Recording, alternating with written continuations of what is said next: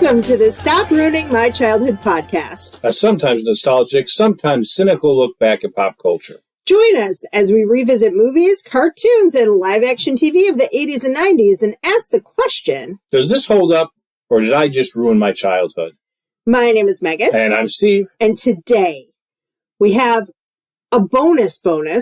Yes. For Halloween. We're talking about the 1980s vampire classic, The Lost Boys. And why did we pick this to supplement our already recorded October spectacular episodes? Well, we already had Poltergeist and Gremlins in the bag, and then we were having just a discussion, and you said, I've never seen Lost Boys. And that was a travesty that we could not let stand.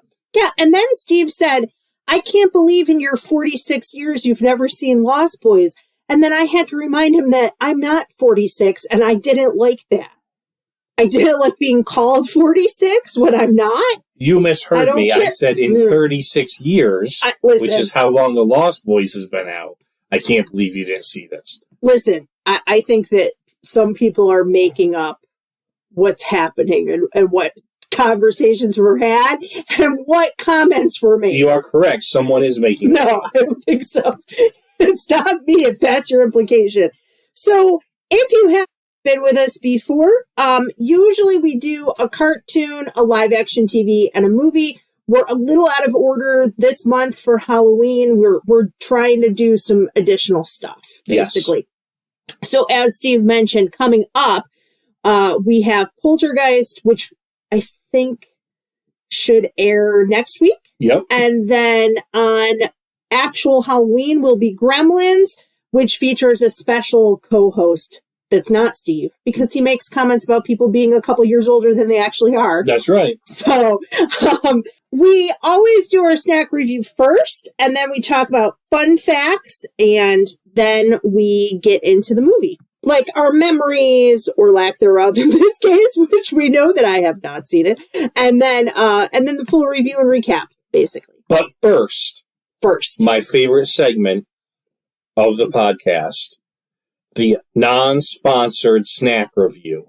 Yes. And I'm trying, I don't know if I can. If I can't, I'll cut this out. We're going to have this new segment where we're going to play a vintage ad during our ad break, even though they're not sponsoring us. So, so Lemonheads are our snack for today. Lemonheads. Apparently, because I'm assuming they're sour. Yeah. And they're our snack for today because that's what we had in our cupboard. Oh, I thought because they make you suck like a vampire. Sure. Yeah. No, right, I'm going to try one of these while you talk about it. Okay. So these, we've talked about the Era Candy Company before. They're based in Chicago. They do pan candy. They also make Red Hots, Boston baked beans, and the candy that I broke my tooth on last Easter for this podcast, Jordan almonds. We all make sacrifices. And Jordan almonds are kind of gross. So basically, this process is a spherical or oval pan. It's mounted on a spinning post. You put in, the pan is like open to the air to allow the ingredients to be added, the syrup to dry, and the centers are put in, and then stuff is added, and it rotates and spins. And as it spins and the air comes in, it hardens a little bit. So usually what you get is a chewy center and then a hardened shell. And eventually they stop adding stuff, keep spinning it, and it gets nice and shiny on the outside. I think this is a really interesting thing because the Ferrer Candy Company in particular in Chicago, it's a really famous building. It's 2 stories and it's brick. Okay. And upstairs they have these huge kettles. And there's a big wheel, like, turning all the kettles. And then the candy drops down a chute to the first floor where the packaging and stuff is. Okay. So it's kind of a neat way that they've... Gravity. Yeah, but... well, it's kind of a neat way that they've set it up with the production on the second floor and then the thing on the first floor.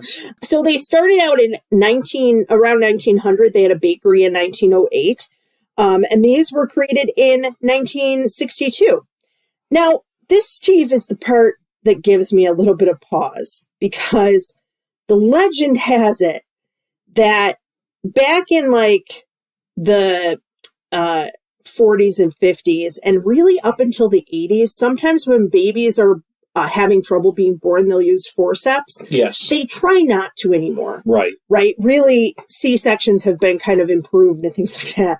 So the grandpa, who's the head of the company, takes a look at his grandson who needed forceps and goes, "That kid's head shaped like a lemon." And that's how they got the name for the candy. Wow. I feel like it's kind of damaging to a child, or it's a cute family story. I don't know, one way or the other. But they basically started making these first, and it's a lemon flavored candy with a sweeter coating, and then a kind of sour shell. Okay. They also have, and I have never had these, grape heads, cherry heads, apple heads. Mm-mm. They also have juicy heads, which probably have a juice center like gushers. Like a gusher, yeah. And chewy heads. But blue raspberry heads, black raspberry heads, and love heads. Where are all these heads getting made? They basically had this candy flavors, and they wanted to like brand it all together. Right. But I've only seen lemon heads being sold. Yeah. But the blue and black raspberry and the love heads have all been discontinued. They also rebranded this in 2014 to lose the like little boy weird creepy image and have a better mascot. Like the little mascot of like the person whose head was a lemon. Like his grandson, apparently. And in the 1980s, when we were growing up, the advertisements were kind of centered around sports with like kids almost like playing a game. I don't know if you remember that. I do not. My favorite fun fact, and then we can talk about the candy and I'll try some, is that lemon heads are sometimes recommended to pregnant women when they have nausea from morning sickness. Really? Yeah, and also people undergoing chemotherapy are sometimes advised to suck on lemon heads and other lemon candies because they help promote salivation, and then it makes them a little more hungry because a lot of times people going through chemo. Interesting. So they have some weird medicinal purposes. They're gluten-free, they're fat-free, and that means that I can try one. So all right, tell so us what you try one. I don't think I've ever had lemon heads. Okay. I remember them from childhood, but I just don't think I ever had lemon heads. And so, not to my recollection, but I just had one. They are very lemony, and they are very sour. And Megan is making this face like I just jammed a full cut-up lemon in her mouth. And then they're sweeter, though. There's a little sweetness, but it's very sour and very, very lemony. Okay, I'll tell you what it's like. It's like very bitter at first, like you're sucking a lemon. Mm-hmm. And then it's like once you get past that, it's like lemonade, but in a candy form. I do like it, but I don't like the shell. That's a good explanation, yeah. So it's very, very sour, very lemony. My memory of this is that I had these at a slumber party with my friend Christine before middle school when I had no friends, as we've learned. Yes, we talked about that last week.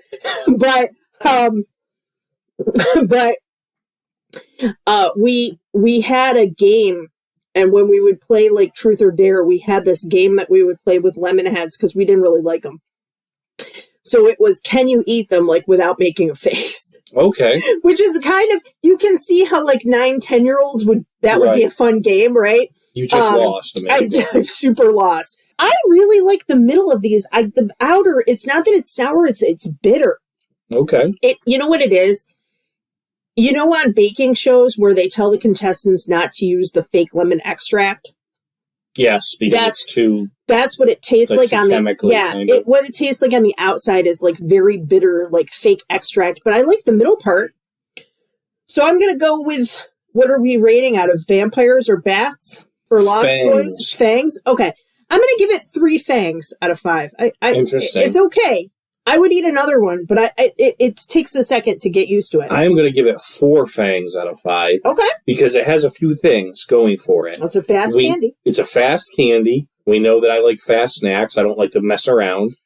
It's fruit flavored, which I like as well. And I do like sour, especially in candy. As a matter of fact, 2 nights ago, I was eating a bag of sour Skittles. We all know, if those of you who listened to the Father's Day episode from a year ago, when my brother Kevin and I did Rad, we did Skittles. And you will all know that got 5 out of 5 because I'm a huge Skittles fan. So sour Skittles is also, it's not the original, but it's pretty good if you want some. It's almost like, it's like having Sour Patch Kids, but as Skittles, which is even better. So these are kind of like sour Skittles. So these remind me a little bit of that if I had like a box of all lemon sour Skittles. I will say this, that because we played that game when I was younger, we've had this box of Lemonheads for like a year. Oh, yeah. It's in our cupboard because I keep not wanting to do it. Yeah, we probably should have done it a little early. It got a little moisture in there. But, so I'm pleasantly surprised. I mean, for me, a 3 really isn't that. It's pretty high for this because I don't love sour things, but okay. I like the mellows. So... Yeah! 3.5 fangs. 3.5 fangs out of 5. That's pretty good. That is a pretty good start, yeah. So, Steve, you are a connoisseur of the Lost Boys. I am. So give us a little overview. Like, for somebody who's never seen it, what's the movie about? So, in a nutshell, as we say in the business, The Lost Boys is a story about a recently divorced mom who moves to this town of Santa Carla in California. It's a made-up town. It's actually Santa Cruz. Right. And it's on the coast. And she brings her 2 teenage boys with her, and they move in with her dad. Right?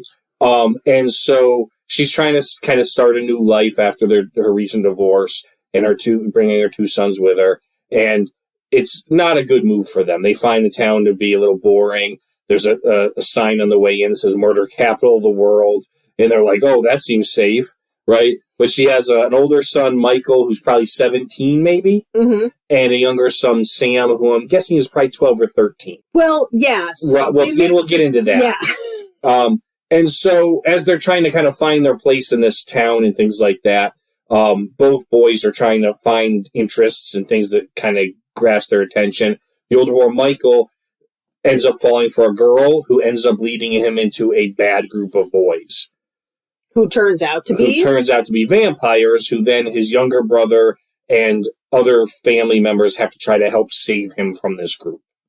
Yeah. So that's basically the movie. That's The Lost Boys. And in the midst of The Lost Boys, we see pictures of other lost boys and girls because there's kids who've gone missing because of these vampires. 100%. So, yeah, I would say it's a little bit...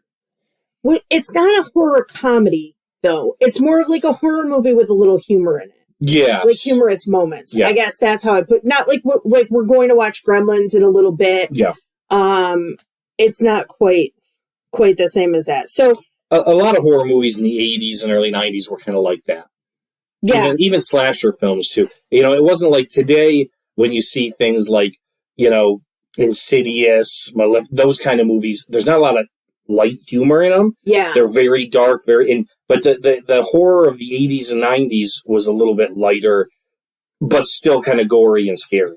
Yeah, and I think I really appreciate that balance. And it's kind of, to me, not surprising when you hear about the history of this movie, because this was written by Janice Fischer and James Jeremias. They were first-time script writers. Yes. And the original script was a lot different, and we'll talk about some scenes that feel like they're weird and they kind of don't fit. Yep. Because the kids were supposed to be like the age of the kids they were supposed to be younger. Mm-hmm. And it was inspired in those parts a little bit like by Goonies. Yes. And then the Frog Brothers, who are the 2 kids who are like in the comic book shop, they were supposed to be like 8 years old. So here they ended up going with teens because they brought Jeffrey Boam on, and he did the Weapon movies. Yep. And Indiana Jones and the Last Crusade. Yep. And you can see how those 2 movies also blend action with humor. Yeah, right. And there was a switch in directors. Yes. And the first director wanted, was it Richard Donner? I think so. Wanted the younger Goonies idea. And then when Joel Schumacher came in and took control, right, that's when they decided to age up and kind of go a little bit more serious. Yeah, and he had read, Joel Schumacher apparently, before doing this movie, had read the book of Interview with the Vampire and was like, what if you did have that idea that there's these vampires that are super old, but what if they're like Peter Pan? Peter Pan never grows up. Maybe that's because he's a vampire. And I think you can see some of that with like David, the head vampire, who's kind of leading this troop of lost boys. Yeah. There's one girl like Wendy would be, and stuff like that. Initially, it was an independent production company called Producers Sales Organization, but then Warner Brothers bought it. So then it got a little bit of infusion of money. And as you said, Joel Schumacher kind of wanted to like make it a little sexier, basically. Yeah. So he had Jason Patric, who plays Michael, turned it down a few times, but then they told him he could have some creative input, and apparently he like helped to adapt the script. You might know Jason Patric from his wonderful dramatic work in Speed 2 Cruise Control. That is true. He was in Speed 2 Cruise Control. We also have Dianne Wiest as the mom. My favorite comment from Steve about this, what did you say about Dianne Wiest, Steve? I said, Dianne Wiest is interesting because she always looks the same, and it can be 30 or 60. You don't know. She had just won an Oscar for Hannah and Her Sisters, the Woody Allen movie. Yes. And I think this is an interesting project to pick after that movie. Like when you get an Oscar, a lot of times you have a lot of choice. And this is what she chose, and it's interesting to me. Kiefer Sutherland and Corey Feldman had just done Stand By Me right before this. Okay. And we also have the guy, now I'm forgetting his name, and I don't have it in my notes, but the guy from Bill and Ted's Excellent Adventure, not Keanu Reeves. Yeah, the guy that plays Alex Bill. Winter. Alex Winter plays Bill. I'm so sorry. Yep. Alex Winter plays, it's either Bill or Ted, I'm not sure. That's what I have in my notes. Now, this was the first movie that both Corey Haim and Corey Feldman were in together. They were in 9 movies total. We're not going to talk about them in part because we already talked about them in Dream a Little Dream. So if you want to know more about their backstory, you can go and listen to that. And I will just say this, just to touch on it. We know that they both had very troubled history. They did. And a lot of trauma. But Corey Feldman was very clear when Joel Schumacher passed away at the age of 80. Corey Feldman said, he saw me on drugs one day on set. He came up to me and he basically had an intervention. He talked to me. He kept me away from that stuff. And basically because of the intervention, he was clean for like over a year. He actually fired him. Oh, he did? I didn't see that. Because he was high. And then Corey came back the next day and apologized, and he kind of took him under his wing and did an intervention. And I know he went back and forth with it, but it's nice to know at least a couple of people were looking out for these kids, Yes. So as Steve said, this is filmed in Santa Cruz. And Santa Cruz was like, you can film here, but you can't use our name because we're a family destination and we don't want people afraid of like, not necessarily, the vampires are also filmed like they're a criminal element. Right. So they were like, you can film here, but only if you change the name. And the funny thing about that is they call it the murder capital of the world, which wasn't far off. Yikes. Santa Cruz had 3 killers who killed 28 people in the span of 30 months between 1970 and 73. So they really were the murder in the early 70s. Steve, normally I'd tell you not to bring down the podcast. This is our Halloween episode, so I kind of feel like it's... But okay. I think it's hilarious, though, that, 13 years later, they're like, we're a family place. We don't want you to ruin our name. Yeah. Like, you had 3 serial killers in, 3 years. Oh, my goodness. I want to say a couple more things. First, Ben Stiller auditioned for this. For what role? For one of the, I think probably... One of the vampires? It's not clear. Either one of the Lost Boys or the Corey Haim role. Because he would have been about that age, I think. Oh, he would have been young. Yeah. Yeah, that makes sense. And he made a joke about it later. He was like, the last time I was in a room with this much talent, I was standing around auditioning with the 2 Coreys and Kiefer Sutherland. But Corey Feldman has an odd role in this as one of the Frog Brothers. His wardrobe is inspired by Chuck Norris, which makes so much sense. He's got like a bandana around his head and the t-shirt. A lot of the soundtrack is like an interesting mix of older stuff and contemporary stuff at the time in the 80s.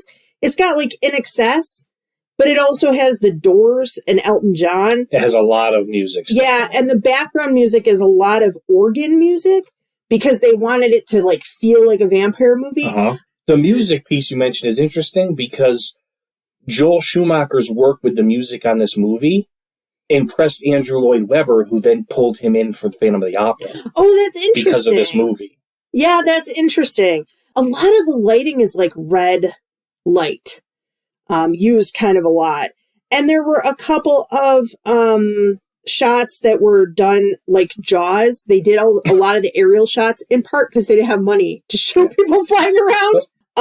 And then he decided to do these aerial shots of the vampires flying around.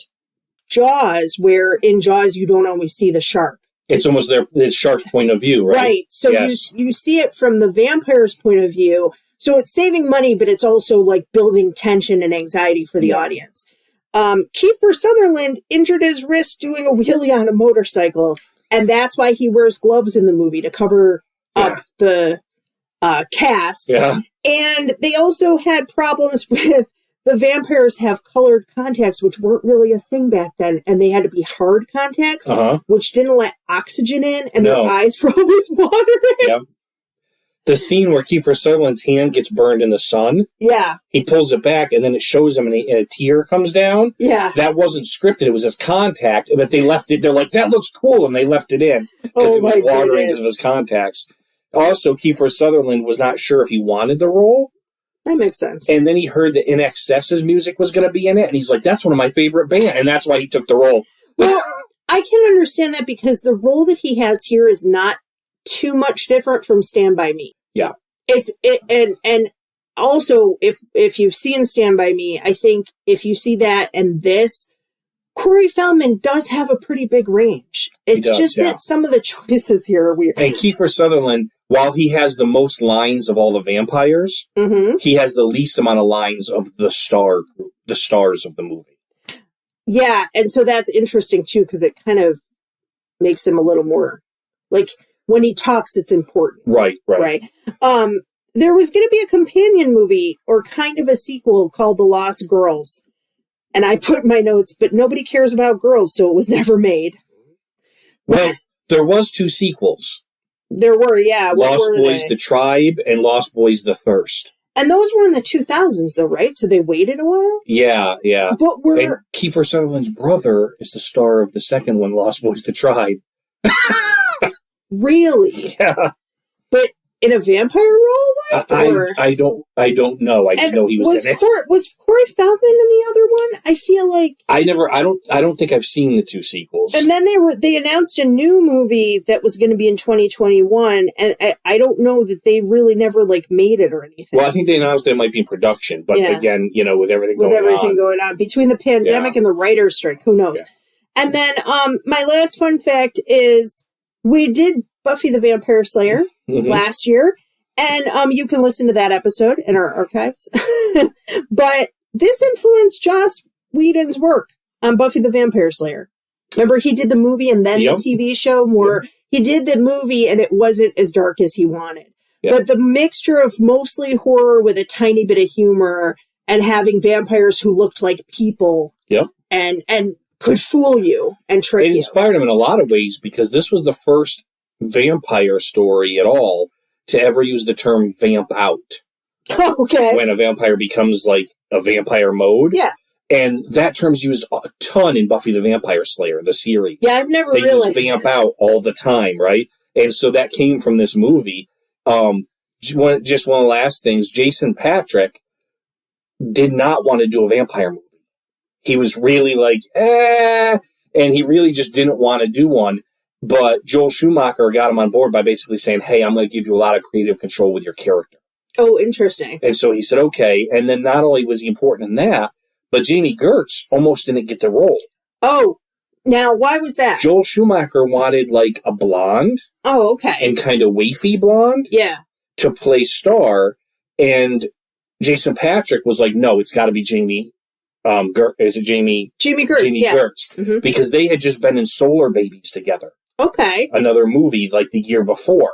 and he knew her, and he's like, she's the person you want for this role. She's really good. I don't want to get into it too much. She's really good in this. Do you know what I found out about? Jami Gertz was in Less Than Zero, and the 80s classic Canceled Too Soon, Square Pegs, with Sarah Jessica Parker.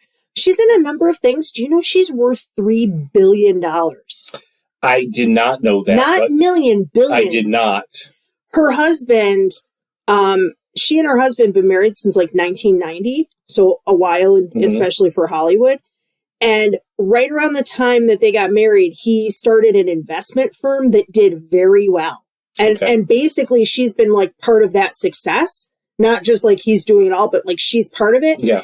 And they own part of the Seahawks, or no, the Hawks, the Atlanta Hawks? The Atlanta Hawks. Yes. And also the Milwaukee Brewers, the baseball team. So they have like really diversified. Yeah, and she's even said, and she's produced a number of things as well. So sometimes she's behind the camera. And she's kept acting. She's had bit pieces and things like that.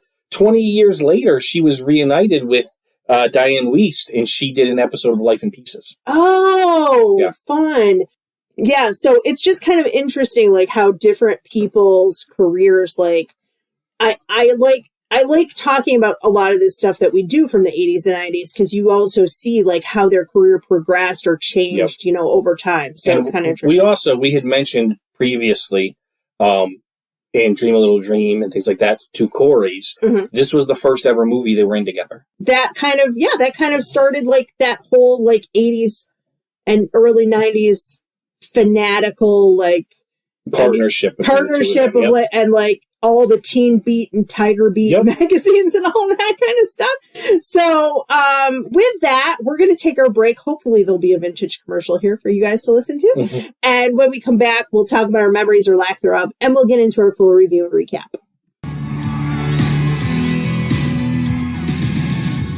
Michael and Sam have just moved to Santa Carla, California. They're about to discover its secret. Notice anything unusual about Santa Carla yet? No. It's a pretty cool place. If you're a Martian. Or a vampire. Get yourself a good sharp steak. Drive it right through his heart. You're a vampire, Michael. My own brother, a damn blood-sucking vampire. Oh, you wait till Mom finds out, buddy. When a vampire buys it, it's never a pretty sight. Okay, we're back. My name's Megan. And I'm Steve. And my memory of this movie is that I didn't watch it as a kid.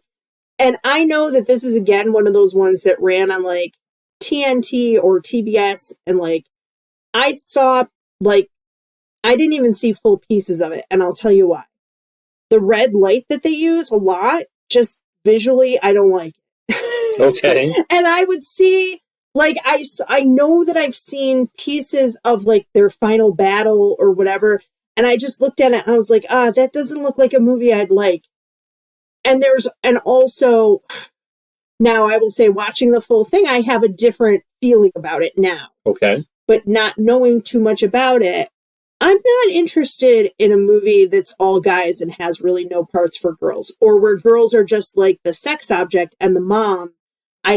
That's not for me. Okay. In the same way that a lot of guys didn't like the women version of Ghostbusters because it's not for them. Right. I kind of feel that way about movies like a lot of Adam Sandler movies. The woman is just like the object of affection that like she's there. Right. And she gets looked at and then they kiss at the end. Yeah. So that's basically why I never watched it. I just kind of thought it was like a boy movie, and it's just in weird, dark, red light, and people are dressed like punks, and yeah, so. But you saw it as a kid. I saw this in theaters. Oh, you did? So I was 10 years old. Yeah, that makes sense. And I saw this in theaters. As I mentioned before, I'm a big horror fan, big slasher fan, even as a young kid. I mean, this is not a slasher film by any means. It's not as graphic nearly, right, as a lot of slasher films were. But I like vampire monster movies and things like that as well.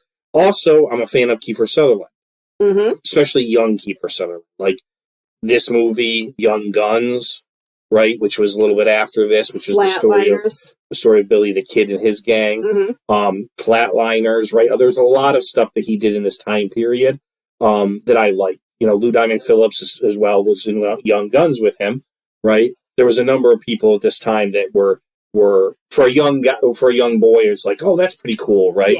Yeah. And it's good, and it's a vampire movie. Mm-hmm. So it's like, yeah. So I remember seeing this. I remember the Frog Brothers, a lot of this stuff, and I probably have not seen this movie in 25 years, maybe. Yeah. I've seen it probably a number of times, but not in the last 25 years. And so it's been a while, but there's still things that just popped out at me. You know, I remember the two Coreys being in it, the Frog Brothers. I remember basic plot line, things of that nature. Some things came back to me, to be honest, but it was it's you know, it is something that I remember from my childhood. And like I said, you can tell how much it had stood out in my childhood by how appalled I was that you had never seen it. Well, yeah, and Tim and I talk about this too with Gremlins. We'd never seen Gremlins, neither one of us. Not the full movie. What? Yeah, not the full movie from start to finish. Because when it first came out, we would not have been really allowed to. And by that, and then later, it just was like a... What was 84? 84, and yeah. Tim was a year old when it came out, so obviously. But right. Even the sequel was 90, and he only would have been 7, and it just PG-13 movie. Yeah, my parents would just not allow that. But with this, I mean, it's interesting because I will say this, I've seen little bits and pieces of Gremlins here and there. Yeah. I really, other than, like I said, a couple flashes on the screen, I really knew nothing about this movie, like not the plot or anything. So it was interesting coming into an older movie like this with just really fresh eyes. So The Lost Boys was a surprise to you? A little bit, yeah. The Gremlins surprises me that you hadn't seen it. I know that you were young, but I would have been 7 when it came out, and I saw it as a little kid, and it was a big part of my childhood. I'm only saying this because I'm not on the Gremlins. Gremlins, but I had a Gizmo teddy bear. Well, that I slept with for a number of years as a child. Yeah, so Tim and I so we already recorded this, but it'll play later. Yeah. Tim and I talk about this, like, for me, it was really a lot of merchandising, and boys that were friends of mine and lived across the street from us, like, were super into it. But it just would not have been something that I was allowed to see. And then later it just seemed silly, and I just wasn't, like, when we go to watch horror movies, like on Halloween, in high school with my friends, or even in college, that's not scary enough for, like, 17-year-olds to pick 100%. To watch. So it just is one of those things that just kind of flashed by. And then I didn't have cable and stuff like that. So, you know, I would have had to, like, rent it on disc through Netflix and order it in the mail at that point. And this is not one that's on a lot either, like you said. So, right. Yeah. So let's get into it. We open, and my notes I put, are we at a circus? Because I've never seen that. Because the boardwalk that they have in the town, right? But it's really cool. I really liked the setup to this, that this is like a biker gang almost. Mm-hmm. They really show you, too, the difference between the punk subculture that's going on, right? Which was part of the 80s. 100%. And also the families that are there. And also in kind of part of this, too, that the missing kids. Yes. So the missing kids are in the background of this movie, the other Lost Boys, as I'll call them. Yes. On milk cartons, on posters. And I have to say, too, you know, now we have Amber Alerts, but this was a big part of our childhoods. There's a number of scenes in probably the first 15 or 20 minutes of the movie where in the background of the scene, there's missing posters of kids and adults. Yeah. Right? Victims and things that are on, like, bulletin boards as they're walking down the street, or on the inside of the comic book shop, or like you said, at the fair, or the boardwalk, or on the milk cartons, right? They're like little diamonds and pearls that are kind of dropped in to set the mood. Yeah, and I really like that part of the atmosphere. I also kind of like that we're at the boardwalk, because it's this interesting mix of, like, games and lights and fun things, but there is always, like, the underside of the boardwalk with, like, underneath the boardwalk, sometimes there are people who are struggling with homelessness, or sometimes there's crime and drugs going on. Like, so above the boardwalk, a lot of times are the families, and under the Like, even in the 60s, there's that song, Under the Boardwalk, and it's about, like, making love under the boardwalk while everybody else is, like, playing games for teddy bears above it, right? So I kind of liked that.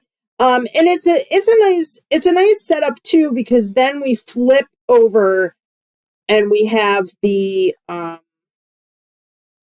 family coming in. Yeah. And I put in my notes, this is interesting cinematography. The family does not look like they will be ready for all this. Yeah, 100%. The two boys are like kind of irritated that they're from Phoenix. Right. And that they're being brought out here to California to live with their grandpa. And they just, they don't seem to be really on board. And let me tell you guys, first things first, it's not just like, oh, it's a nice suburb, like we're going to talk about in Poltergeist if it hasn't aired already. Like, oh, it's a nice, cute, beautiful suburb. No, this is like the show Off-Grid. Yeah. Like, the grandpa is in what looks like a shack. There's a crumbling trailer outside, like not even a full trailer, like a camper. Yeah.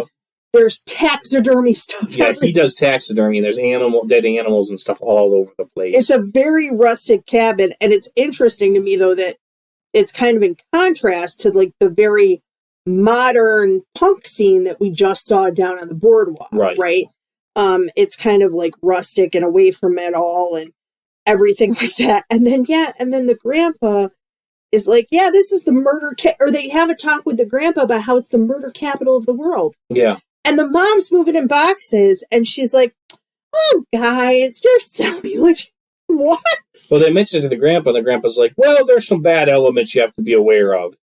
And then they just like... The guy who plays the grandpa is also in one of my favorite movies of all time, Doc Hollywood. Yes, he plays the older doctor, right? Yeah. And, so they've unfortunately moved to this place where she kind of has to move because the dad's gone and they need some help, but it's not the best circumstances. Exactly. And that is kind of clear right off the bat. So the first night there, we're back on the boardwalk. We flip really quickly between day and night in this movie. Yes. And they always show the day and then the night, the day and then the night, the day and then the night. And a guard tosses the Lost Boys off of a carousel because they're bothering people. Yeah. And he's like, I told you to get out of here. Hit the bricks. And they're like, okay, fine. And they take off. And then a little bit later that night, he's going to his car and he gets attacked. Yeah. By what we can't see. Again, it's that, as you mentioned earlier, almost that Jaws point of view. Yes. Coming from the sky, though, which is interesting because Jaws is from under the water and this is from the sky, but both are, things that you wouldn't expect necessarily. Yeah, and it's cool because we get to see just the guard's reaction of like, what? But you don't see it. So it lets your imagination fill it in. And I feel like that's nice because nowadays they'd probably CGI the heck out of it and it wouldn't be as cool. Right. It wouldn't be as scary. It's the same way, honestly, I think that in many ways, and we didn't have time to review it for you guys this year because it's like 3 hours long, but the ABC the original miniseries with Tim Curry, I think that it's scarier than the movies.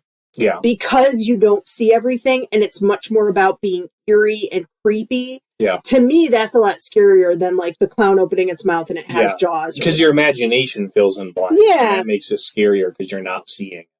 So we're on the boardwalk and the mom, she's looking for a job on the boardwalk because that's where the jobs are. Yeah. Jason Patric, I think, is also looking. Michael is also looking for a job. Yeah, he asks somebody and the guy's like, there's no jobs here. Which is weird because there are obviously tons of jobs there. What the guy says, he says, is there any jobs around here? And the guy says, nothing legal. Yes, that's what he says. I put that in my notes too, nothing legal. But she's kind of, it looks like to me, she's seeing the other moms who are putting up their lost children posters. Yes. But kind of also at the same time doesn't see them. And I think that that's an interesting thing in horror movies, especially ones that feature teenagers and kids. The parents are almost willfully ignorant. That they don't want to see the bad stuff that's happening, right, all around them. And that the kids kind of can. So then she sees a lost boy. She's trying to help him get back to his mom, and she meets her love interest, Max. Max, yeah. Played by Edward Herrmann, who you may know from the Gilmore Girls, but also he played FDR in the movie Annie. He did, yeah. And I kept thinking, like, where do I know him from? And I looked his IMDb. And I was thinking, this is a different role for him because when I see Edward Herrmann, I think of comedy, like more comedy roles. Yeah. Or at least more like upbeat roles. Well, he does a really good match for Dianne Wiest because they both look like sitcom parents. Yes. What I mean by that is like they look a little bit comical, attractive, but not so attractive that like you would not imagine that they would be in a suburb or in Santa Clara or Santa Cruz or whatever. So Sam goes looking for comics, and this is okay. This is my issue with this movie. We have Sam and the Frog Brothers, and then we have Jason, Patric, Michael. We have Michael and the vampire group. And both of these are set up like we're kind of going to be your friends, but we're also going to be kind of dickish. Yeah, that's true. And I think if they were going for a Goonies thing, like establish that these kids are actually friends because the Frog Brothers are weirdos. Yeah, their parents are always like passed out. Yes. And they run the comic shop, and he goes looking for some comics, and they're like, hey, check out the civilian wardrobe.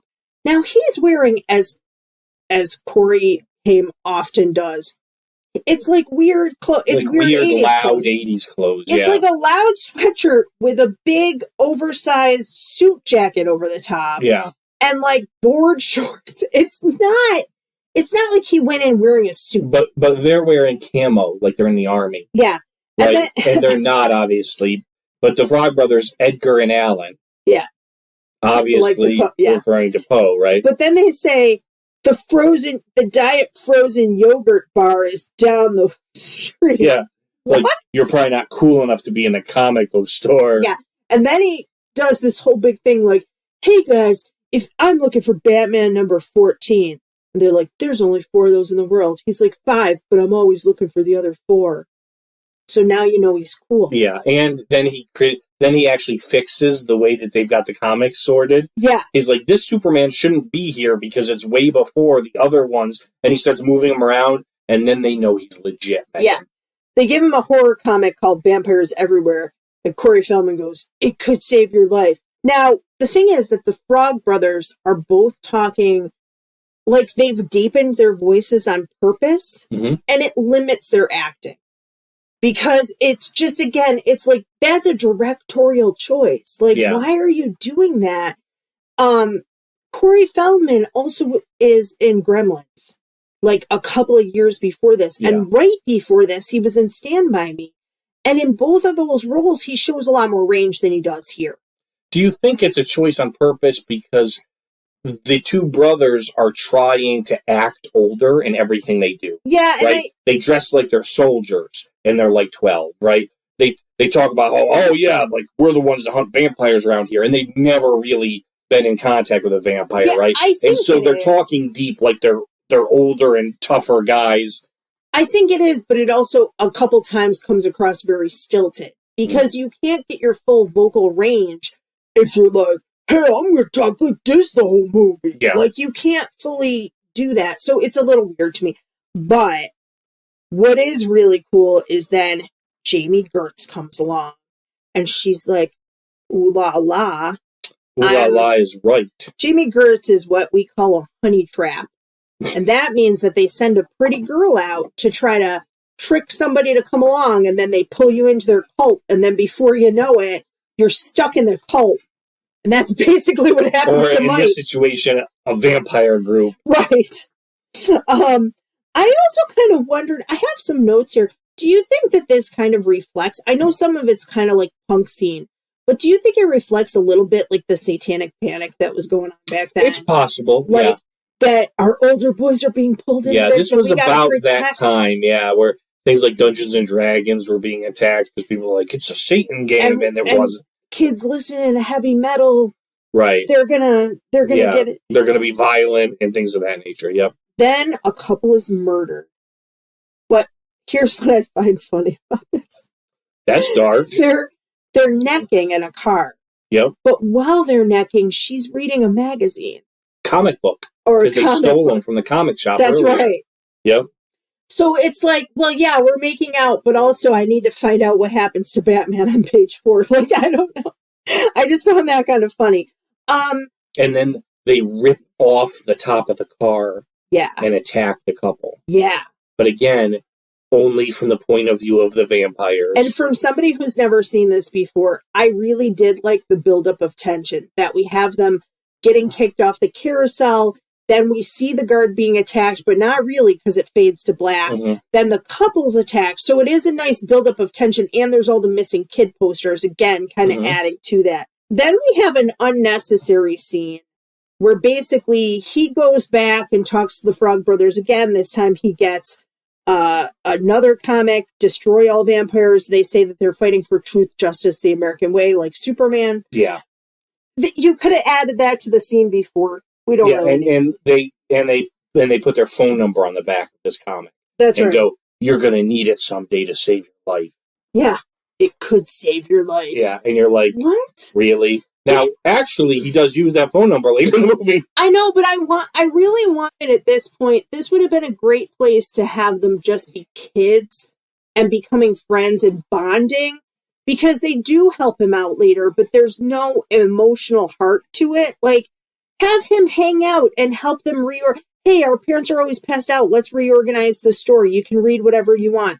Even if they show them montage, reorganizing the store, giving him some camo and eating all the candy. Yeah. That's it. That's all you would need. I just think that would help. But at any rate, they're really weird. Then without any money and poor as dirt, Mike buys a leather jacket. Well, he goes to a concert. Yeah. And he takes Sam with him. And it's a concert at night on this huge stage at the boardwalk. And that's where he sees Star the first time. He's seen her already last time. He saw her. He saw her in the other... Oh, no. He saw her get on the guy's bike. Yes, but this is when he really makes, like, she says, my name is Star. And he's like, were your parents hippies? Which I find funny. And then in my notes, a lot of times I call her Moonchild because I forgot what her name was. I just remembered it. So was like Moonchild was easier to remember than Star? Which is from a totally different movie. Yeah. But I wonder, too, if this is like a Peter Pan reference, like Second Star to the Right or whatever. I don't know. Anyway, she's dressed kind of like a traveler. She kind of has sort of like a corset kind of thing. Yeah, like the Romani, I guess you would call them. And she's got a corset, but she's got a long skirt that's layered, and she's got very curly hair that's all over. It does also fit into like the punk heavy metal vibe, though. Yeah, well. But again, Honey Trap, stay away from that. Okay. Then we see the bikers, and they come up, and they're like, they don't like that he's talking to their girl. And I put, one of them has a baby on the back because I just saw that it was a very small child. Yeah, it's a kid that's maybe like 7. Yeah, maybe 6 or 7. Yeah. Then they kind of have a race. And I put here, the cinematography is really good. They're showing him on the bike racing against the other guys that are on bikes, and the way that it cuts back and forth between like wide shots. I don't love chase scenes, but this wasn't bad. It didn't take too long. Yeah. And then they go right up to the cliff. They almost go over, and he stops at the last minute. And I put, Mike and Kiefer Sutherland get into a fight because Kiefer Sutherland was about to push him into the ocean. And I can't tell if any of these people are really enemies or if they're trying to jump him into their gang. That's almost what this is, right? Yeah. It's almost like an initiation. Like, they're seeing if he's tough enough, if he's cool enough, if maybe they'd want him to be in the gang. Yeah. Because you don't really know they're vampires yet, right? Then they say we're going to eat Chinese food, but it's really worms and maggots. Yeah, they bring them down to their lair, which is where the Chinese food is. Yeah. In my notes, I called it the Bat Cave. Yeah, and it's apparently they mentioned that it's a hotel. It was a resort that an earthquake hit and it collapsed inside, and so that's why there's like a chandelier. So it's like the lobby of this hotel that ended up being swallowed up by an earthquake. Yeah, but other times they go into it and it's very clearly like just caves along the shore. I don't know because the really crazy part about this is a number of years after the movie, an earthquake did hit this town, and it destroyed the stage that the concert was on and the original comic book shop. Oh, I feel because those things were all left open, like for fans to come see. Yeah, and so it destroyed those things in an actual earthquake. But at any rate, he's basically jumped into the gang, and they give him stuff to drink. And she tells him that it's blood, but later he yells at her that it was blood the whole time. Yeah, but he's like, no, it's wine, because it looks like wine. And, it's interesting, though, because they sort of set him up on this. Because, right, like, Kiefer Sutherland hands him, David, Kiefer Sutherland's character, hands him, like, a pint of rice. He's like, want some rice? And he starts to eat it, and he's like, how do you like those maggots? Yeah. And he looks down and sees maggots, drops it, and then it's rice again, right? So he's, like, playing mind games. And then he does the same with noodles and worms. So for her to come and go, it's blood, don't drink it, it would be easy to go, yeah, you're messing with me, you just did this twice. Also, again, so this is like a hole in this movie. And I will say, too, this movie is like an hour 40. Mm-hmm. Normally, I'm like, people could have cut 20, 30 minutes out of the film. This movie could have used about 10 to 15 more minutes of added scenes. Something that is actually compelling to make him want to join this group. Because he very clearly knows that he's kind of joining. Right? Star. Besides Star, if they had something, even when we established the family, to show that he's like bitter about his parents' divorce, he wanted to go with his dad, he's mad at his mom, he doesn't like his little brother. Something like that to show that he could fall into a group that seems just like rebellious. Megan. I'm just saying. Call Michael Winnie the Pooh, because the honey pot is all he needs. Apparently. But my point is, it just didn't, my whole question as I was watching it is like, why would he be doing this? Like, why is he joining them? And he's falling to peer pressure, but to peers that he has no connection with. Well, we do know also that both of them, both him and Sam, are looking for a place to fit in. Yeah, I guess. Because they're new here. They've been, their whole life has been uprooted. So he kind of is like tripping at this point after drinking the blood. Yep. They go to the bridge and they jump off and they're hanging from this bridge. There's a lot of mist so that he can't see. And he kind of is trying to pull himself up. Again, this is really filmed kind of neat because you find out they're flying. Right? Yeah, it's a railroad bridge. Yeah, it's a railroad bridge. Yep. And I put, he should never have bought that leather jacket. That just led to trouble. That's true. That made him attractive to the honey pot. Yeah. Or the honey trap. She was like, ooh la la, this man wears a leather jacket. He must be rebellious. He has longer hair. And we haven't talked about this too, but the biker gang is kind of like, they all look 80s punk. Kiefer Sutherland has like bleach blonde hair, kind of slicked back, heavy metal kind of thing. A lot of them are wearing like what I call the Mr. T earring with like the feather in it. Yeah. They've got the leather on, the leather gloves with no fingertips, which is not good for thievery, but probably good for riding motorcycles. Or hiding a broken wrist. Yeah. So he drops down, he finds out they can fly, and then do what I think is the oddest scene in the movie. What is Sam doing at home, Steve? Sam's taking a bath, a bubble bath. Right. That his mom says, all right, time to take your bath. He's like 12 or 13. Yeah. Why do they have him taking a bubble bath? Like, is this part of the script that they just forgot to age up? I don't know. And I know that this scene leads into Michael almost attacking him and the dogs defending him. But that exact same scene could have played out with him behind a shower curtain. Yeah, I don't know why they did that. Now, I will say that there are two possible reasons. One, that they really wanted to play up the age difference and try to make him seem a lot younger. But look, Jason Patric, by this point, very clearly in his 20s, playing a 17-year-old. Yeah, he's playing a 17-year-old, but he looks old. Corey Haim has a baby face. You don't really need to do this. The second possible reason is that maybe because it's such an old house, it doesn't have a shower, it just has a bath. But why all the bubbles? A 12-year-old boy is not going to do that. You're telling me Jason Patric's taking a bubble bath? I mean, I would have taken one at that age, Yeah. but I'm a girl and I like girly things, and I like, oh, I'm going to mix the vanilla one with the hazelnut today, or like raspberry or whatever. But he's like, he's also playing in the bubbles. Yeah, he's making like a bubble mohawk. And these are things, yes, granted, we see this in Ferris Bueller, right? But this is normally something a little kid does in the bathtub. Yeah. Ferris Bueller does that in the shower. Yeah. Like a man. So at any rate, Nanook, which I find kind of hilarious. Nanook of the North.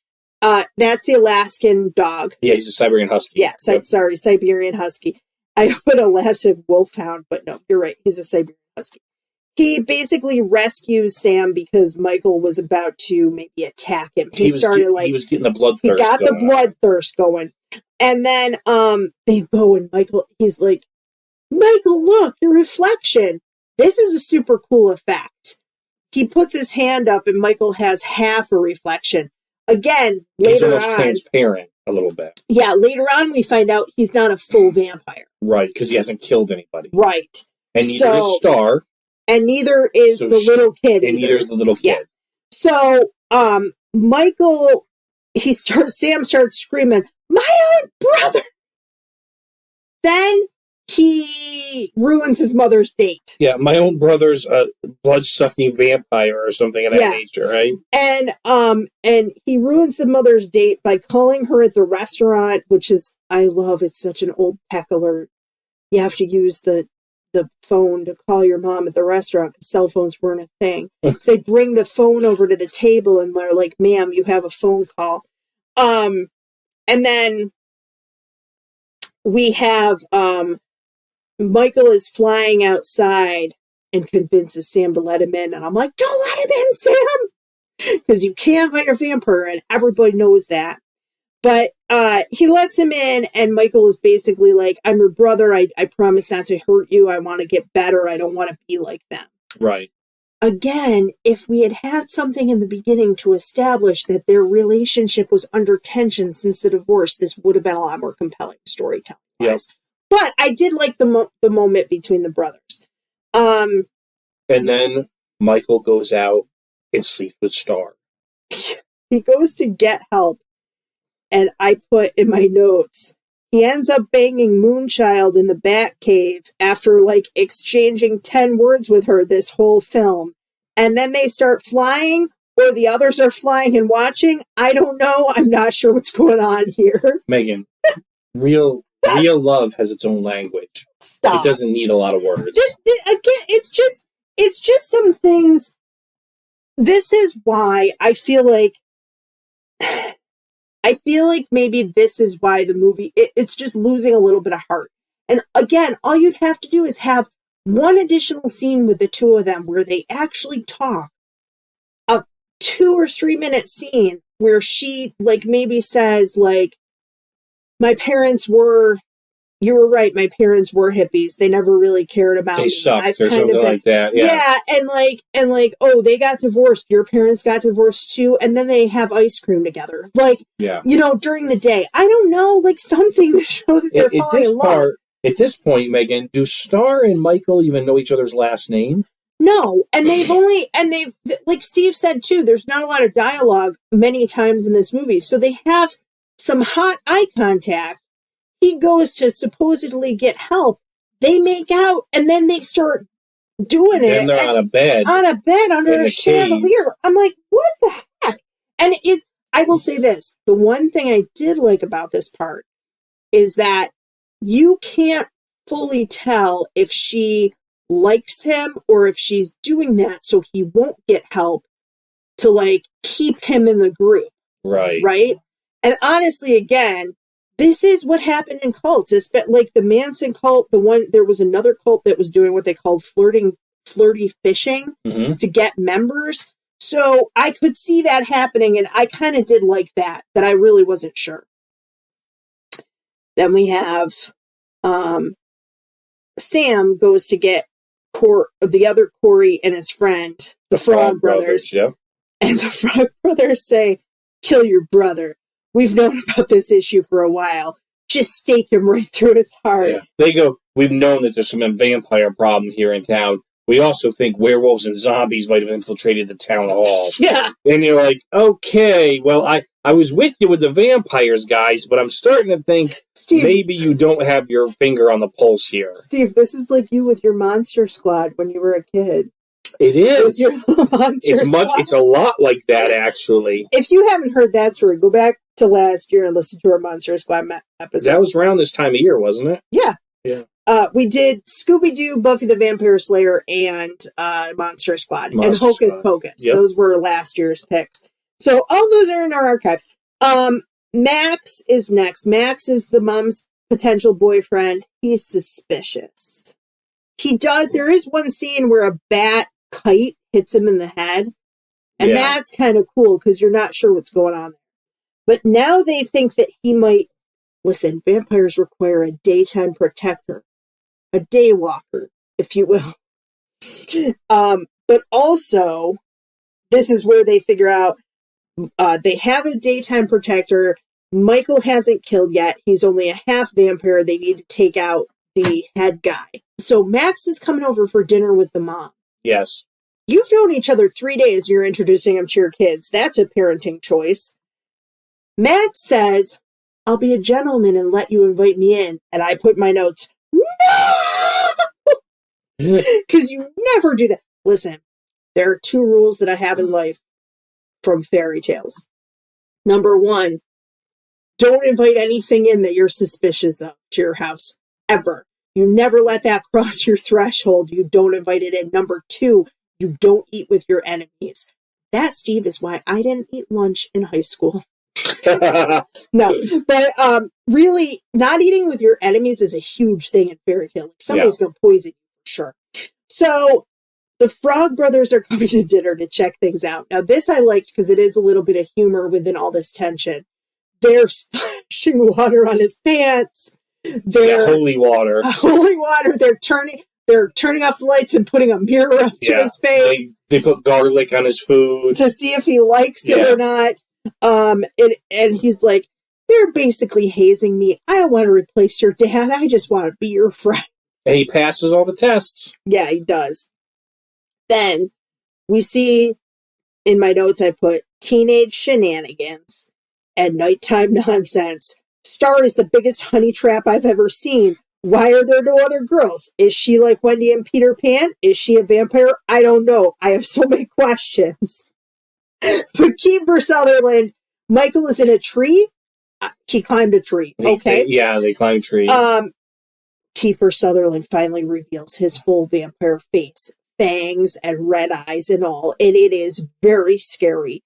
Then there's this bonfire going on, and it's really hard to tell who are the vampires and who are not, and I think that's part of the point, right? It is. And then the vampires attack the kids having a bonfire. Yeah.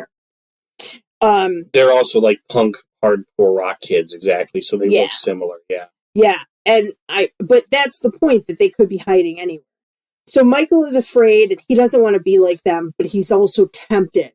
So it's interesting because he's basically like, you can see him like trying to hold himself back. Yes. Right. But then he goes home instead.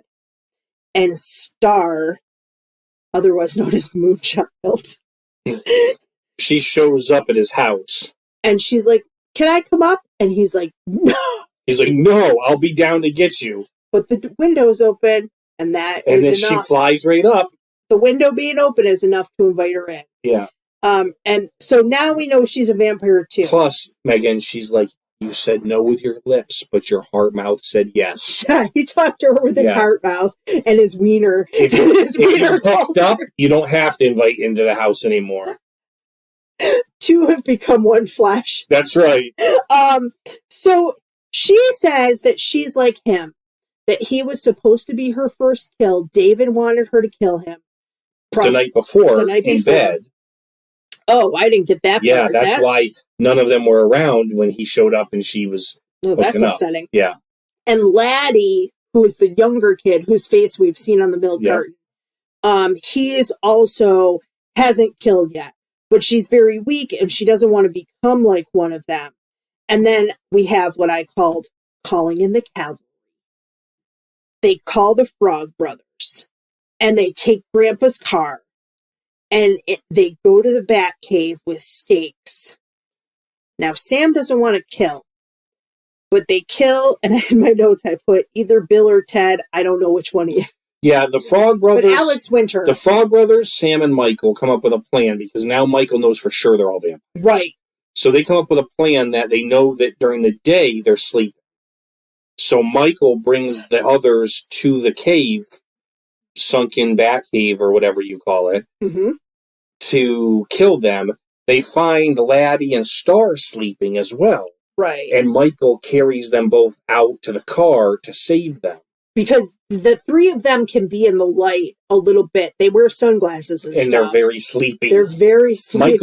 Michael falls asleep like 3 times during this adventure. But at the same point, they're not burned by the light. Right. Right. So they kill Alex Winter's character, and then the vampires descend, and David bares his teeth, and they attack. They basically chase them out of the cave. Yeah. But then they can't go any further because of the sun.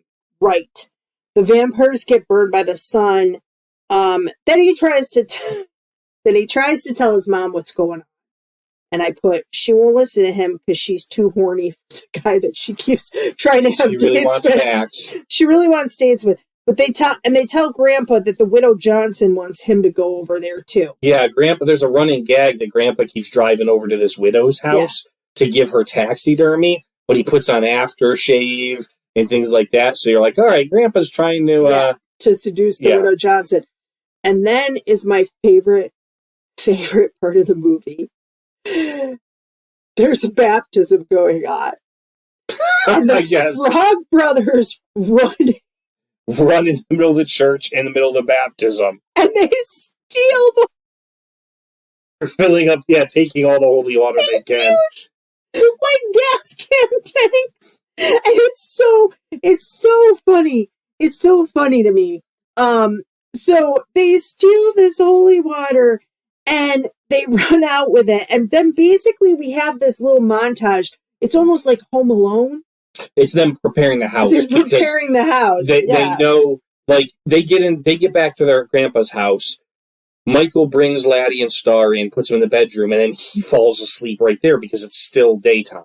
Yes. And I think it's Corey Feldman's character, Edgar of the Frog Brothers. Okay. And he says, well, we got to figure out what we're going to do in 2.5 hours. And Sam goes, why? What's 2.5 hours? And he goes, sundown. They're coming for us. Yeah. So they basically are going through this, like you said, almost Home Alone, or almost like the A-Team when they're prepping a plan. Yeah, a little bit. So, like, they chop up garlic. Yeah. They make a lovely garlic soup with the holy water with the garlic in there. And then they make steaks. Basically, they're trying to burn some wood to make some steaks. And it's interesting because they use the two brothers to have more of the horror with the older brother and more of the comedy with the younger brother. Yeah. And that I thought was kind of interesting. So they attack. They shoot some holy water at some, they stake some others, and then is the big battle. Well, there's only 3 vampires, 3 of them left, the Lost Boys. Because there was 4 to begin with, and they killed one in the cave already. Yeah. Yeah, so the other three attack. Well, they get rid of 2, right? And then we have Laddie come in with Jami Gertz, and she's like, I don't want to hurt him. And I put, but he's an abomination. You can't. Yeah, because he's vamped out. Now he's totally vamped out. And she's protecting him still. It's interesting that you were like, I don't understand what she's supposed to be here. She is, as she mentions, a half vampire. We see her fly, things like that. But Jami Gertz is the only vampire in the entire movie that never vamps out. She never has prosthetics or vampire face. Yeah. In the whole movie. Because they want her to be hot. Laddie does. Michael does. All the other vamps all vamp out. But she never does. Because ladies are in control of their anger. Oh, is that true? They just stuff it inside and turn it against themselves and have an eating disorder. But yeah, I also put, there's a lot of homoeroticism in this movie, and a lot of people have read it that way. I know you don't, but they get really close up in there to each other. This is a tough movie. This is like Tombstone. This has got masculinity all over. So then we have the big battle between Michael and David. Yes. And everything's in red light, and there's taxidermy everywhere, and they're pushing each other, they're scratching each other. It's a pretty good battle. Michael vamps out, and they're flying through the living room. Yeah. And then he impales him on the deer antlers. Yeah, Michael impales David on some deer And antlers. instead of exploding into dust, David has like a little baby face. Like all of the vampire stuff has disappeared. It's just the sweet, innocent David that was under there. He's just the sweet, innocent David, not the murderer that, based on the number of posters we saw, has probably killed about 50 kids or so. Not only has his fangs and all of his vampireness gone, but also his 5 o'clock shadow. Yeah, I saw that too. So then Max comes in. Yeah. So, well, they're like, of course you think that it's over because they killed David. Yeah, but Jami Gertz. But Michael is still vamped out. Yep. Star, Michael, and Laddie are still vampires, and they are holding him back. They're like, what's going on? We haven't changed. Yeah. So Max comes in, and he says, oh, my boys misbehaved. And he's Peter Pan, and he was hoping the mom would be his Wendy, because all boys need a mother. Yeah. And his boys and her boys could come together, to which Corey Feldman's character says, like some blood-sucking Brady Bunch, which is a perfect line, because it's exactly what I was thinking. Yep. Your boys and mine. And then, who saves the day? Grandpa. But Max, right before that, Max vamps out. So again, now every vampire except for Jami Gertz is vamped out, right? And that's where I said before, I'm not used to seeing this actor in like a horror monster way. He plays it really well because it's like the nice guy face is tricking you, right? That's the whole point, that it can be anybody. So he vamps out, he's going to attack them, but Grandpa saves the day and basically impales him on a big bunch of logs. Yeah, it showed earlier, it's a setup, it showed earlier Grandpa was doing fencing. Yeah. And he comes barreling through the living room wall in his truck, and as he comes through, he hits the couch, and one of these wooden fence posts flies off the truck and goes right through the chest of the bad guy. And he explodes into dust. Big time. And then everything's fine, and instead of getting a proper denouement, denouement, however you want to call it, resolution, Grandpa just says, the only thing I hate about Santa Clara is all these damn vampires. And then it fades to black and all the... And that's it. And the credits run. And I'm like, I go, that's it? That's it. It's very anticlimactic. Okay. So I kind of feel like I spoiled my review a little bit as we were talking. But before we get into our stuff, how did people feel about it at the time? What's the reception of it? So this opened in July, so it was a summer blockbuster. Why? It cost about $5.2 million to make.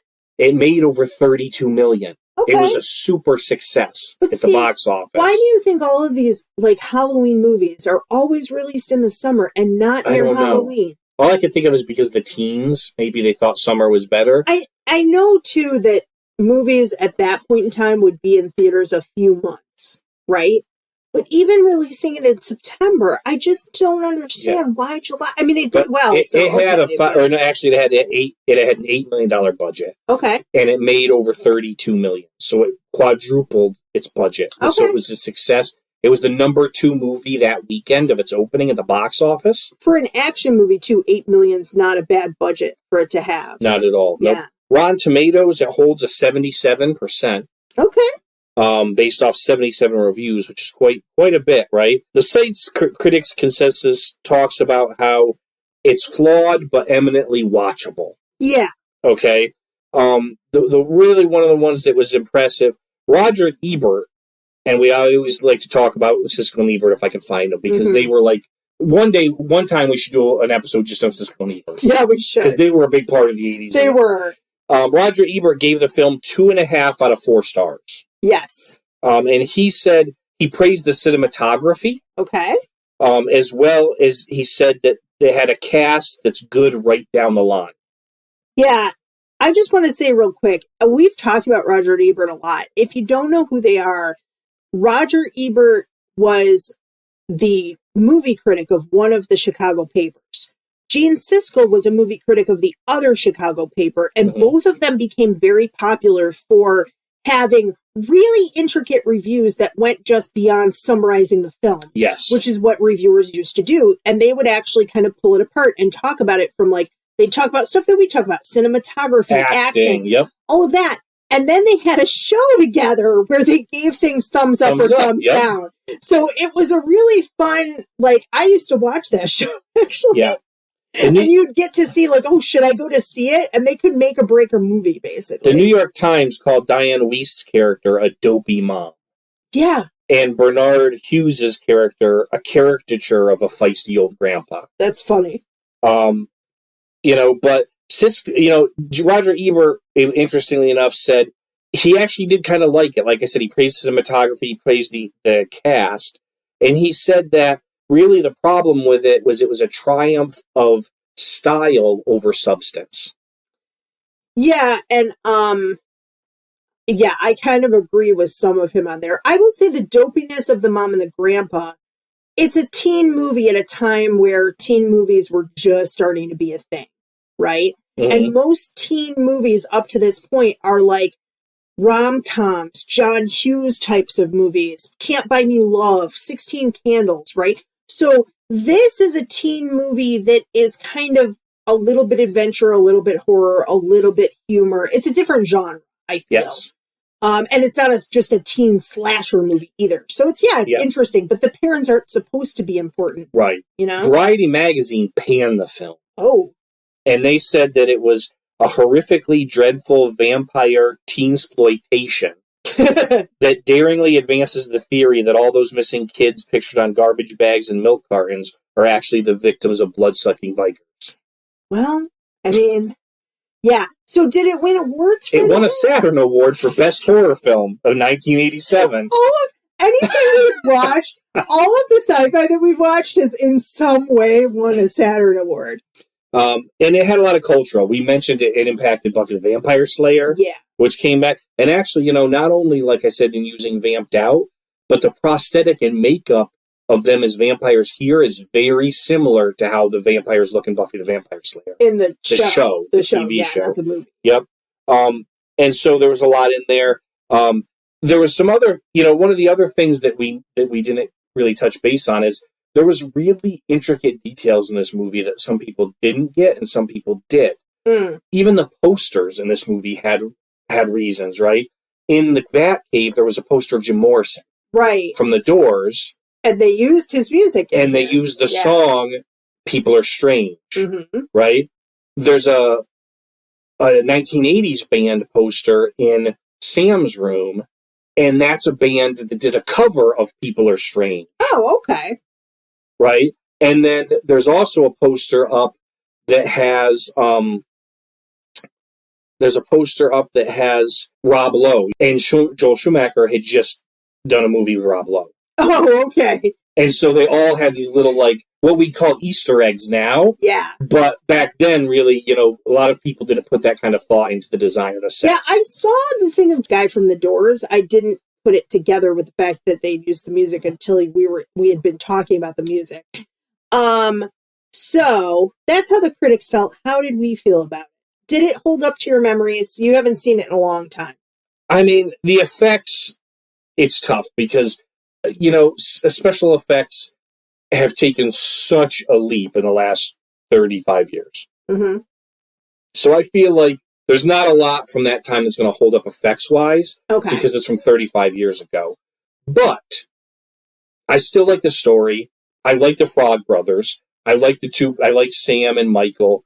Are there downsides to it? Yes. As I said, there's some repetitiveness. Dialogue could use a little work sometimes. You know what the number one word said in this movie is? Vampire. Michael. Oh. And it's spoken 118 times in the movie. Yeah.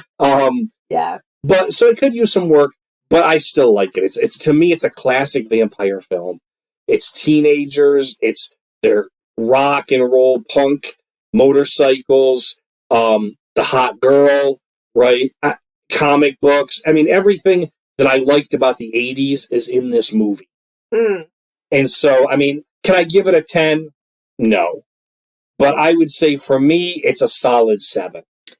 So, yeah, I'm pretty close to you on this, actually. It's hard for me because I didn't see it as a kid. So I have to kind of think, like, would Megan at, like, 11, 12 have liked this movie? Because before that, I would not have been allowed to watch it. I probably could have watched it 11, 12, 13. I think it's like a PG-13 movie. It's got enough humor in there. It's scary, but it's not too scary. I actually appreciated the way that the filming was done in the Jaws style, and because there aren't a whole lot of special effects to be dated. The clothing is more dated to me than anything. It's very 80s, as you said. My issue with this is actually the opposite issue that I had with Poltergeist. And that is that with Poltergeist, they took too long setting up the family, the cul-de-sac that they're on, the little suburbia. Here, I'm not kidding you. I really think that 15 additional minutes, one scene with the younger kid, Sam, with the Frog Brothers, one scene with Star and Michael where they're not having sex. Just laying foundation. Laying foundation, a little bit more of the car ride to get there where you see maybe tension between the brothers or something that would indicate that Michael, they don't want to be in California, but beyond that something's going on where he's dealing with like the trauma of the divorce. It would not have taken that much to inject a little bit of heart into the movie. But I also put in my notes, Megan at 11 would have thought this movie was awesome. You know, this is interesting. I don't like the red light. This is interesting from you because normally you think things are slow. I didn't feel it. You really think things can be sped up. So to think that this could use time is a rarity from you. It really is, because about it, they cycled between the day and the night, the day and the night, the day and the night, right? And they really needed to have more during the day so that when the stuff came out at night, it was worse and you cared about these characters more. Yeah. But like I said, I would have thought that this was awesome. Jason Patric is a tall drink of water in this movie. I haven't really seen him in too much stuff. You at 11 wouldn't have been into the Coreys? I was not into the Coreys. Okay.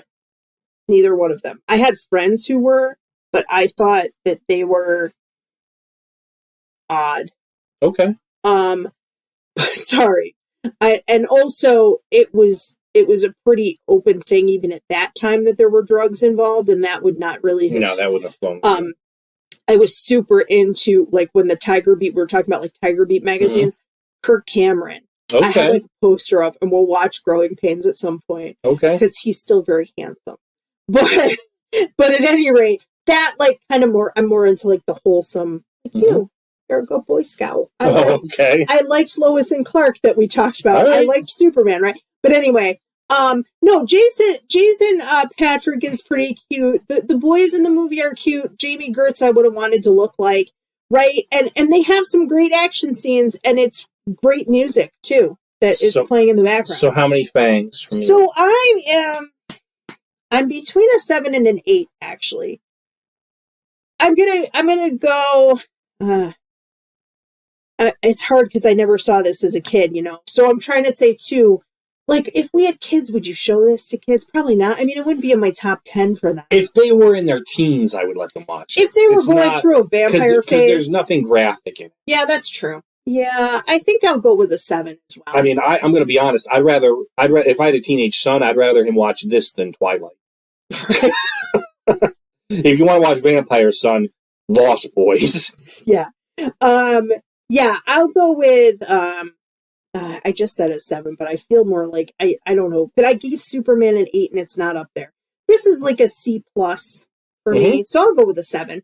Okay. So. Yeah! 7 out of 10 fangs. 7 out of 10 fangs for the movie and 3.5 for the snack. Yeah. Coming up, we talked about our Halloween stuff. We have Gremlins, we have Poltergeist, and then after that, we're going to watch Darkwing Duck, and then we have some fun Thanksgiving stuff, including, we don't have our What is Steve Willing to Watch segment, but I'm going to give you guys a little hint. Steve Hall is finally willing to watch Friends.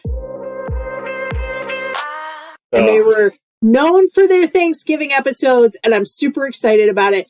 So that's what we have coming up. Don't forget to like and subscribe. And you know what? Check out our YouTube channel, because we have all of these podcast episodes on our YouTube channel. Stop Ruining My Childhood. Yep. Right? And I'm going to be adding some small reviews of recent things that reflect also my childhood.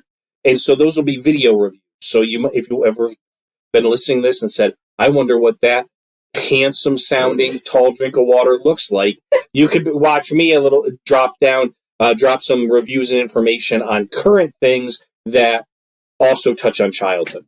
And have been ruined for you, most Possibly. especially. You know, it's Stop Ruining My Childhood, but maybe, just like here, we'll find some gems. And you can follow us at Stop Ruining My Childhood on Instagram and www.stopruiningmychildhood.com, where you can find all the links to listen. All of our episodes are up. We have, at this point, I think about 60 or so episodes. Yeah. So a lot in our archives to catch up on if you're just visiting us. So that's it. Have a great Halloween, everybody. Bye-bye. Bye.